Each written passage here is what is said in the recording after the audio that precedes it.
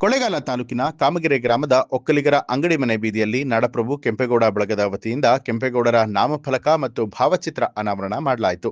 ನಾಡಪ್ರಭು ಕೆಂಪೇಗೌಡರ ಭಾವಚಿತ್ರಕ್ಕೆ ಪುಷ್ಪಾರ್ಚನೆ ಸಲ್ಲಿಸಿದ ಗ್ರಾಮದ ಮುಖಂಡರು ಕೆಂಪೇಗೌಡರ ಹೆಬ್ಬಾಗಿಲಿನ ನಿರ್ಮಾತೃಗಳಾದ ಕೊಳ್ಳೇಗಾಲ ಮಾನಸಿ ಶಿಕ್ಷಣ ಸಂಸ್ಥೆಯ ಬಾಬು ಕೆ ಅವರನ್ನ ಸನ್ಮಾನಿಸಿ ಗೌರವಿಸಲಾಯಿತು.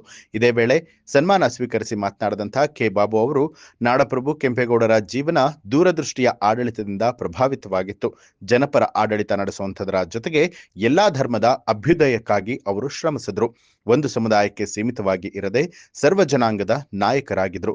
ಇಂದು ಬೆಂಗಳೂರು ರಾಜಧಾನಿಯಾಗಿದೆ, ವಿಶ್ವವಿಖ್ಯಾತಿಯನ್ನ ಪಡೆದಿದೆ ಅಂತ ಹೇಳಿದ್ರೆ ಅದಕ್ಕೆ ನಾಡಪ್ರಭು ಕೆಂಪೇಗೌಡ ಅವರು ಕಾರಣ ಅಂತ ಹೇಳಿ ಅವರನ್ನ ಸ್ಮರಿಸಿದ್ರು.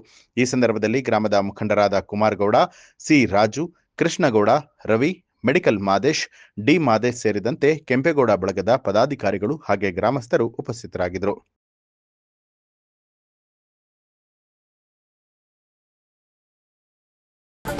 ನ್ಯೂಸ್ ಅಲರ್ಟ್ ನಿಮ್ಮಿಂದ ನಿಮಗಾಗಿ.